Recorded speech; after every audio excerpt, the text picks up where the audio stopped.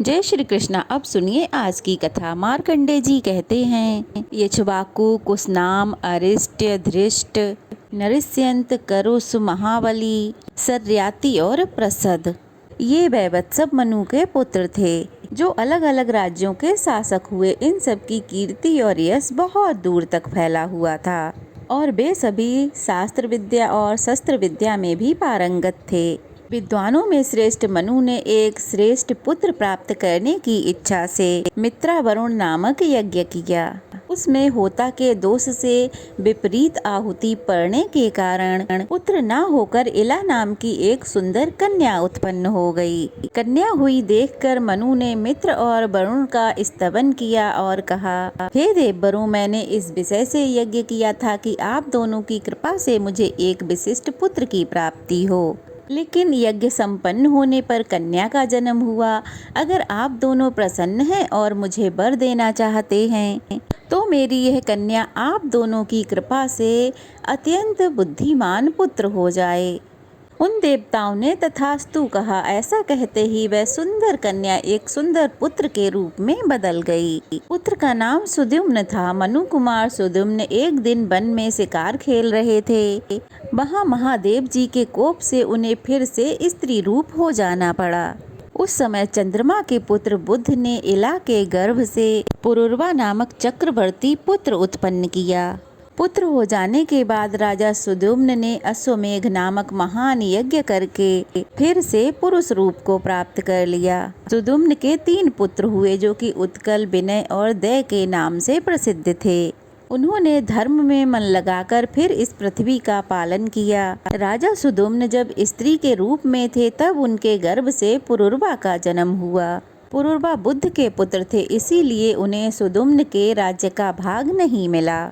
इसके बाद वशिष्ठ जी के कहने पर पुरुरवा को प्रतिष्ठान नामक एक उत्तम नगर दे दिया गया। धृष्ट नाम के एक राजा थे जिनके पुत्र का नाम नाभाग था। नाभाग, ये जो मनु पुत्र नाभाग है उनसे अलग है। यौवन के आरंभ में ही उनकी दृष्टि एक वैश्य कन्या पर पड़ गई जो बहुत सुंदरी थी। उसे देखते ही नाभाग का मन काम के अधीन हो गया। उसने उसके पिता के पास जाकर वह कन्या मांगी। वैश्य ने देखा कि राजकुमार का मन उसके बस में नहीं है, वे काम के अधीन हो गए हैं। तब उसने हाथ जोड़कर बड़े विनीत स्वर में कहा कि राजकुमार, आप लोग राजा हैं और हम लोग कर देने वाले भृत्य हैं। हम आपके बराबर नहीं हैं, फिर आप हमारे साथ वैवाहिक संबंध कैसे करना चाहते हैं? राजकुमार ने कहा, काम और मोह आदि ने मानव शरीर की समानता श्रेष्ठ कर दी है।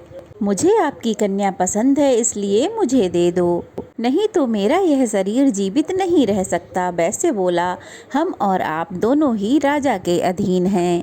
पहले आप अपने पिताजी से आज्ञा ले लीजिए, फिर मैं आपको अपनी कन्या दे दूंगा, आप उसे ग्रहण कर लीजिएगा।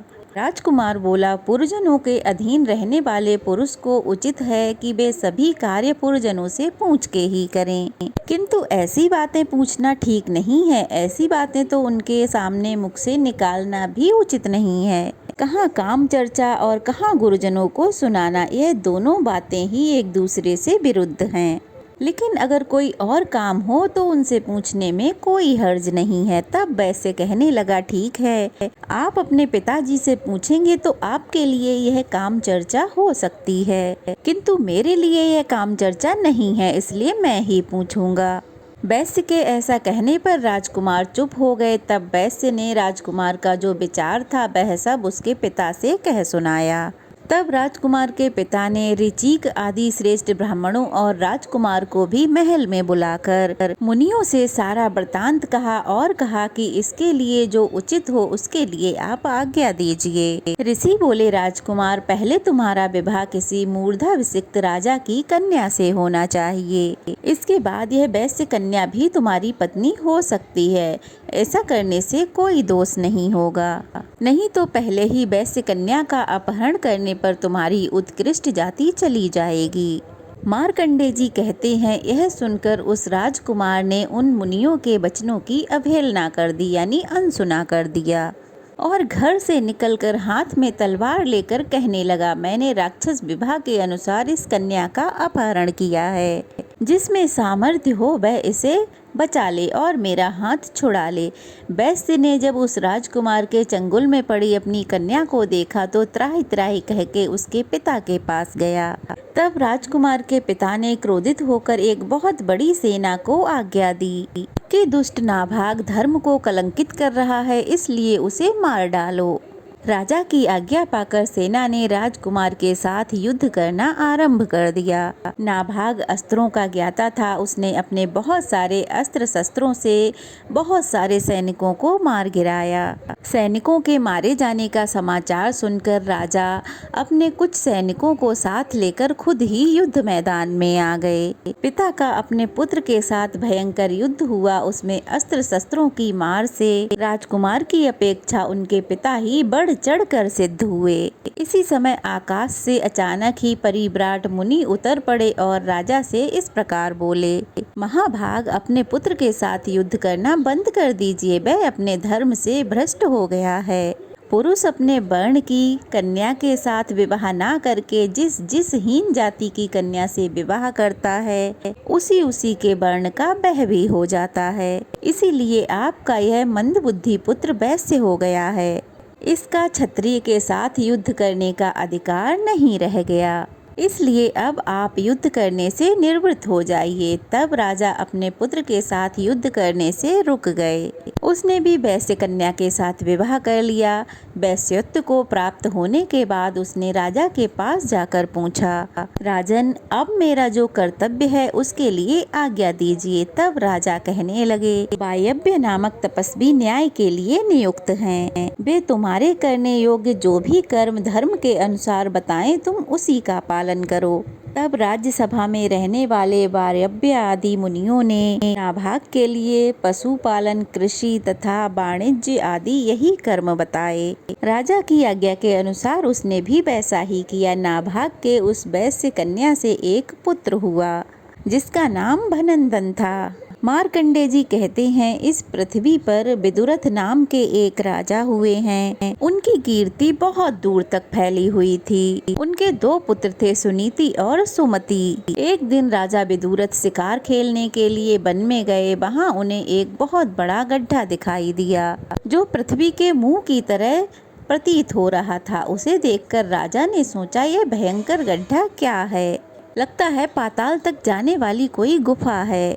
सोचते विचारते उस राजा ने वहाँ सुब्रत नाम के एक ब्राह्मण को आते देखा और पास आने पर उनसे पूछा, हे महर्षि यह क्या है, ये गड्ढा तो बहुत गहरा है, इसमें धरती का भीतरी भाग भी दिखाई दे रहा है। तब ऋषि ने कहा, राजन क्या आप इसे नहीं जानते, इस पृथ्वी पर जो कुछ भी है राजा को उसे जरूर जानना चाहिए। रसातल में एक महापराक्रमी भयंकर दानव रहता है, वह पृथ्वी को छिद्र युक्त कर देता है, इसलिए उसे कृझलम कहते हैं। राजन वो पृथ्वी पर या स्वर्ग में जो कुछ भी करता है उसकी जानकारी आप क्यों नहीं रखते। पूर्व समय में विश्वकर्मा जी ने जिसका निर्माण किया था वह सुनंद नामक मूसल उस दुष्ट ने हड़प लिया। उसी से वह युद्ध में शत्रुओं का संहार कर रहा है और पाताल में रहकर इस पृथ्वी को उसी मूसल से विदीर्ण कर रहा है और इस तरह असुरों के आने जाने के लिए इस गड्ढे नुमा द्वार बना देता है। जब आप पाताल में रहने वाले उस दानव का नाश करेंगे तभी आप संपूर्ण पृथ्वी के स्वामी कहलाएंगे। हे राजन, उस मूसल के बलाबल के विषय में विद्वान पुरुष कुछ ऐसा कहते हैं कि कोई स्त्री यदि उस मूसल को छू दे तो वह उस दिन निर्बल हो जाता है, किंतु अगले दिन फिर से प्रबल हो जाता है। युवतियों की स्त्रियों के स्पर्श से उसकी शक्ति नष्ट हो जाने का प्रभाव वह दुष्ट दुराचारी भी नहीं जानता है। हे राजन, आपके नगर के पास ही उसने पृथ्वी में छेद किया है, फिर भी आप निश्चिंत क्यों हैं? ऐसा कहकर वह ब्राह्मण ऋषि चले गए। राजा ने अपने राज्य में जाकर मंत्रवेत्ता ब्राह्मणों से परामर्श किया और उस राक्षस के विषय में जो कुछ भी सुना था वह सब कह सुनाया। उन्होंने मूसल का वह कि स्त्रियों के स्पर्श से शक्ति क्षीण हो जाती है, ऐसी बात भी मंत्रियों को बता दी। जिस समय राजा मंत्रियों के साथ परामर्श कर रहे थे उस समय उनकी कन्या मुदावती भी पास बैठकर सब कुछ सुन रही थी। इसके कुछ दिनों बाद ही उस राक्षस ने सखियों से घिरी उस राजकन्या का अपहरण कर लिया। यह सुनकर राजा के दोनों नेत्र क्रोध से भर गए और उसके बाद उन्होंने अपने दोनों पुत्रों से, जो वन के मार्ग भली भांति जानते थे, और कहने लगे, तुम लोग शीघ्र ही जाओ। उस दानव ने निर्वंध्या के तट पर एक गड्ढा बना रखा है, उसी के रास्ते रसातल में जाकर मुदावती का अपहरण करने वाले उस राक्षस को मार डालो। जय श्री कृष्णा। आज का अध्याय समाप्त हुआ। इसके आगे की कथा आप लोग अगले अध्याय में जरूर सुनिएगा। वीडियो अच्छी लगे तो लाइक कीजिए, शेयर कीजिए और अगर नए हैं तो प्लीज़ चैनल को सब्सक्राइब कीजिए। राधे राधे।